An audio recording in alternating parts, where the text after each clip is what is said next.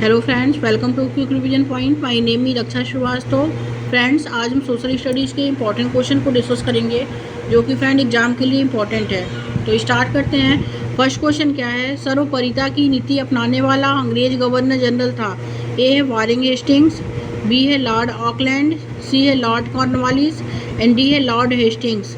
तो सर्वोपरिता की नीति अपनाने वाला अंग्रेज गवर्नर जनरल जो था वो था Lord Hastings. Okay, right answer D हो जाएगा। आगे देखते हैं फ्रेंड्स, नेक्स्ट क्वेश्चन क्या है? कथन ए कहता है भारत में पूरा पाषाण युग के दौरान शुतुरमुर्ग के अंडों के छिलके मिलते थे। बिल्कुल करेक्ट है कि भारत के पूरा पाषाण युग के दौरान शुतुरमुर्ग के अंडे के छिलके मिलते थे। और कथन बी है कि महाराष्ट्र में बड़ी मात्रा में शुतुरमुर्ग के अंडों के छिलके मिलते हैं जिन पर नक्काशी चित्रांकन की जाती है। तो ये भी करेक्ट है कि महाराष्ट्र के पाटनी की जगह है, वहाँ पे शुतुरमुर्ग के अंडे जो हैं के छिलके मिलते हैं और जिन पर वो नक्काशी की जाती है। ओके, तो इसमें दोनों सही है, ए और बी इसमें दोनों सही है। ओके फ्रेंड्स, नेक्स्ट क्वेश्चन देखेंगे। नेक्स्ट क्वेश्चन है निम्नलिखित में से कौन सा नवीकरणीय संसाधन नहीं है? ए है मछली, बी है पौधे, सी है जीवाश्म ईंधन एंड डी है सौर ऊर्जा। तो नवीकरणीय संसाधन जो नहीं है वो है जीवाश्म ईंधन। ओके, जीवाश्म ईंधन जो है वो नवीकरणीय संसाधन नहीं है।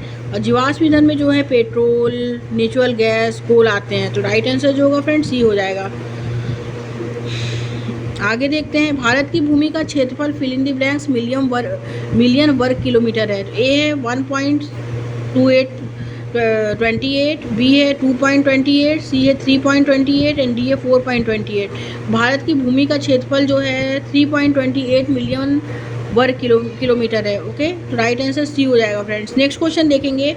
भारत के संबंध में निम्नलिखित कथन पर विचार करें और विचार करें। तो फर्स्ट इसमें मुख्य भूमि अक्षांश 8 डिग्री 4 मिनट उत्तर और 37 डिग्री 6 मिनट उत्तर और देशांतर और 68 डिग्री 7 मिनट पूर्व और 97 डिग्री 25 पूर्व के बीच फैली हुई है। ओके, और बी है इसमें कि भारत दुनिया का 7वां सबसे बड़ा देश है। तो ये करेक्ट है कि मुख्य भूमि अक्षांश 8 डिग्री 4 मिनट उत्तर और 37 डिग्री 6 मिनट उत्तर और देशांतर में 68 डिग्री 7 मिनट पूर्व और 97 डिग्री 25 मिनट पूर्व के जो है ये बीच फैली है। ये बिल्कुल करेक्ट है। और भारत दुनिया का जो है 7वां सबसे बड़ा देश है। ये भी करेक्ट है। ओके, पहला दूसरा इसमें राइट है। और तीसरा क्या है? भारत की सीमा 8 देशों से लगती है। तो ये गलत है। भारत की सीमा जो है 8 नहीं 7 देशों से लगती है। और कर्क रेखा 7 राज्यों से वो गुजरती है। तो ये भी गलत है। कर्क रेखा भारत के 8 राज्यों से वो गुजरती है। तो भारत की सीमा के कौन कौन से देश हैं जिससे वो लगती है? तो वो है Afghanistan, Pakistan, China, Nepal, Bhutan, Bangladesh, Myanmar. Okay, तो इन देशों से वो भारत की सीमाएं लगती हैं। तो इसमें पहला और दूसरा राइट हो जाएगा। तो राइट आंसर ए हो जाएगा फ्रेंड्स। नेक्स्ट क्वेश्चन देखेंगे। इंपॉर्टेंट है कि खजुराहो के मंदिर कहाँ पे हैं, किस वंश के शासकों द्वारा बनाए गए थे? तो चंदेल वंश के शासकों द्वारा बनाए गए थे खजुराहो के मंदिर। और एहोल के मंदिर किसके द्वारा बनाए गए थे? तो चालुक्य वंशों के द्वारा बनाए गए थे। कांचीपुरम के मंदिर जो बनाए गए थे वो पल्लव राजाओं के द्वारा बनाए गए थे। महाबलीपुरम के मंदिर किसके द्वारा बनाए गए थे? तो वो भी पल्लव राजाओं के द्वारा बनवाए गए थे। ओके, इंपॉर्टेंट है फ्रेंड्स। अलग अलग भी क्वेश्चन पूछता है, मैच के लिए भी क्वेश्चन दे देता है। तो इम्पॉर्टेंट है कि खजुराहो के मंदिर चंदेल वंश के शासकों द्वारा बनाए गए थे। एहोल के मंदिर चालुक्य वंश के शासकों द्वारा बनाए गए थे। कांचीपुरम के मंदिर पल्लव वंश के शासकों द्वारा बनाए गए थे। महाबलीपुरम के मंदिर पल्लव वंश के शासकों द्वारा बनाए गए थे। ओके, आगे देखते हैं। वह कौन सा दिन है जब पृथ्वी सूर्य से सबसे अधिक दूरी पर होती है, जिसे अफेलियन या उपसौर कहा जाता है? ओके, तो एक होता है अपसौर, एक होता है उपसौर। ओके, अपसौर जो होता है उस दिन जो वो मनाया जा रहा है 4 जनवरी को होता है। और उपसौर जो होता है वो 4 जुलाई को होता है। ओके, तो वो कौन सा दिन है जब पृथ्वी सूर्य से सबसे अधिक दूरी पर होती है, जिसे अफेलियन या उपसौर कहा जाता है? तो वो 4 जुलाई को। राइट आंसर ए हो जाएगा। नेक्स्ट क्वेश्चन देखेंगे। निम्न में से किस दिन सूर्य और पृथ्वी के बीच सबसे कम दूरी होती है? ए है 22 दिसंबर, बी है 21 जून, सी है 22 सितंबर एंड डी है 3 जनवरी।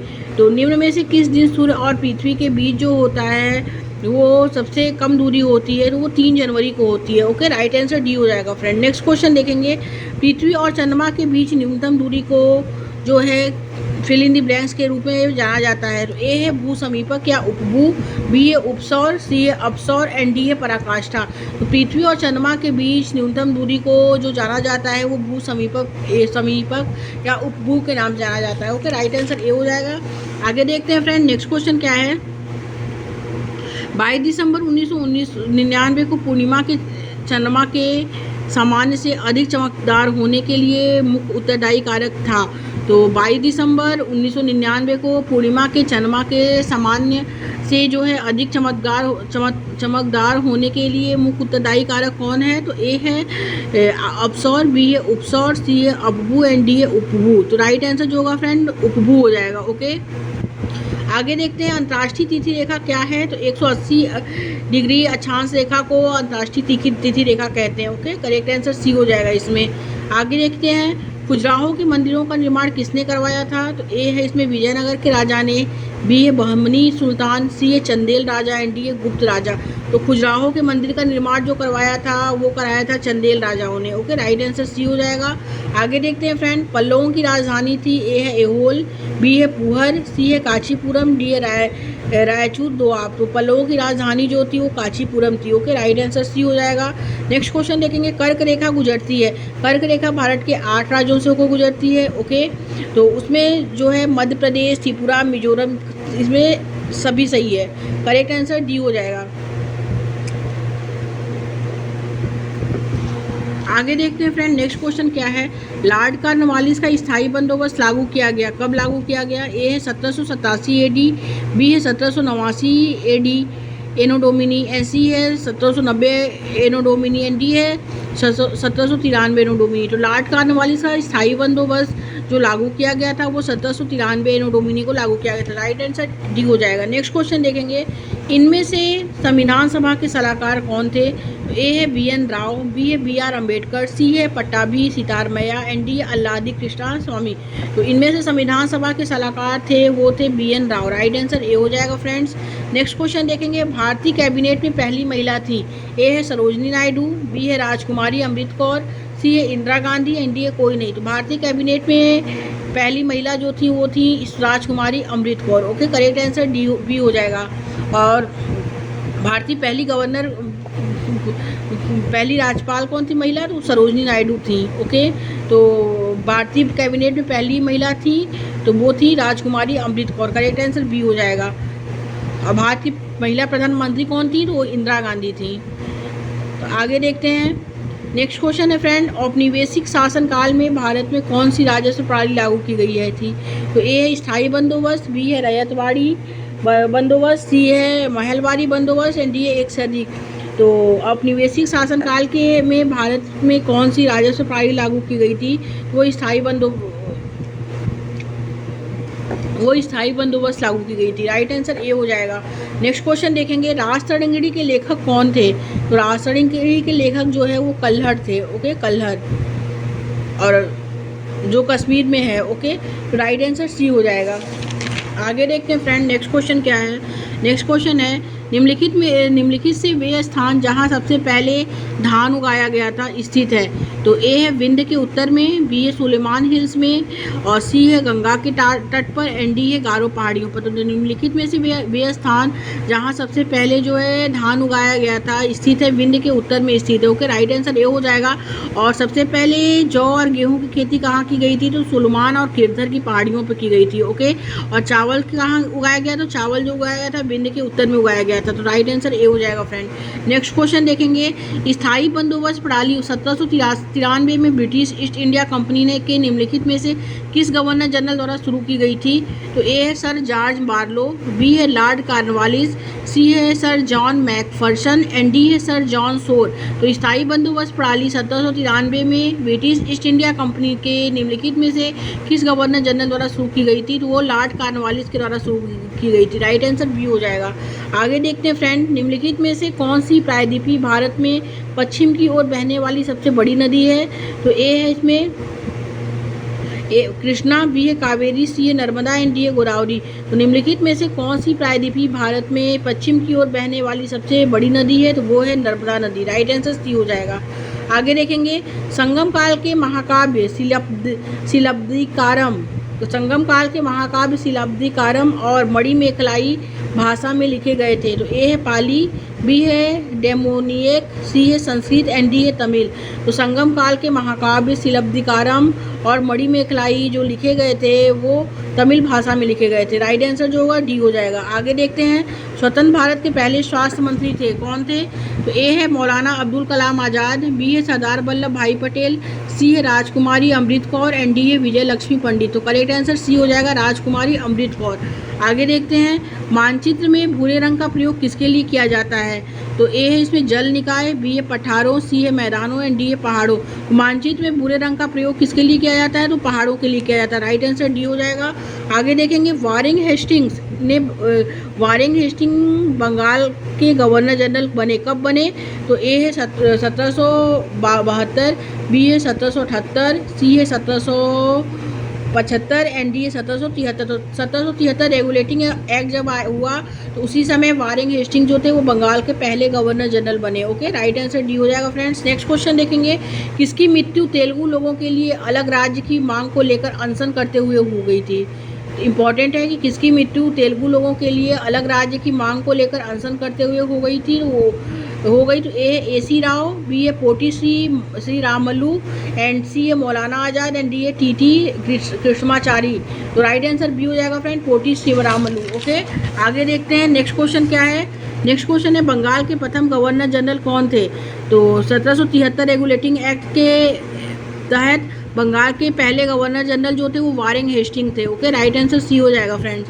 नेक्स्ट क्वेश्चन देखेंगे, दीर्घकालीन औसत मौसम को कहा जाता है, क्या कहा जाता है? ए है तापमान, बी है जलवायु, सी है वायुमंडल एंड डी है बादल। तो दीर्घकालीन औसत मौसम को कहा जाता है जलवायु। राइट आंसर बी हो जाएगा। नेक्स्ट क्वेश्चन देखेंगे, विच of the following divided the earth into the northern hemisphere and southern hemisphere?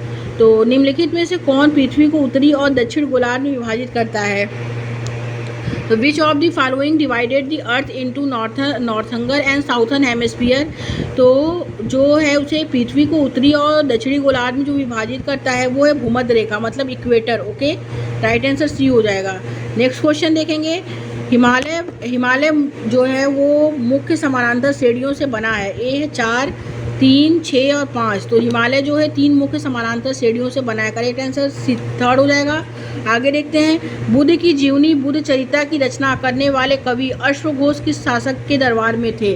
तो ए है इसमें अशोक, बी है बिंदुसार, सी है कनिष्क एंड डी है गौतमीपुत्र श्री सातकर्णी।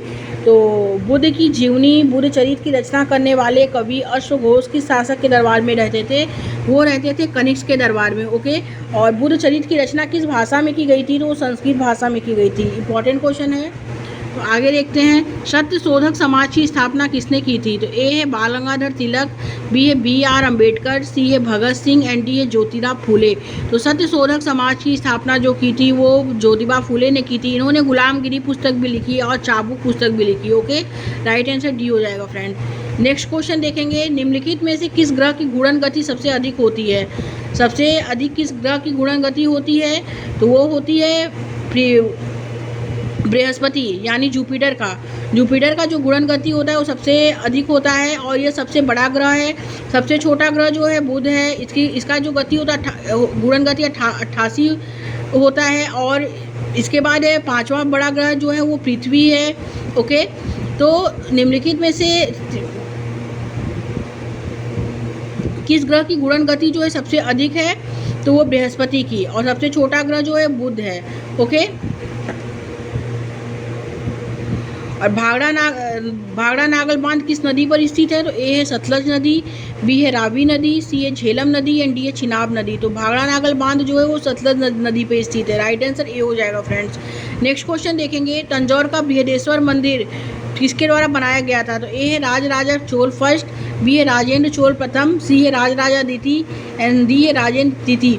तो तंजौर का बृहदेश्वर मंदिर जो बनाया गया था वो राजराजा चोल फर्स्ट के द्वारा बनाया गया था। और एलोरा मंदिर, कैलाश मंदिर का इसमें निर्माण हुआ था वो किया था कृष्णा प्रथम ने। एलोरा कैलाश मंदिर का निर्माण जो किया था वो कृष्णा प्रथम में किया था, जो महाराष्ट्र के पास है। और तंजौर का बृहदेश्वर मंदिर जो है वो बनवाया गया था राजराजा चोल फर्स्ट के द्वारा। ओके, वेरी इंपॉर्टेंट क्वेश्चन है। आगे देखते हैं फ्रेंड्स, नेक्स्ट क्वेश्चन क्या है। ये लास्ट क्वेश्चन है कि ओके कि तंजौर का बृहदेश्वर मंदिर कौन बनवाया था? तो राजा चोल फर्स्ट ने बनवाया था। और एलोरा कैलाश मंदिर का निर्माण किसने किया? तो कृष्णा प्रथम ने किया था। ओके, इंपॉर्टेंट है फ्रेंड्स। करेक्ट आंसर इसमें फर्स्ट हो जाएगा। Thank you friends.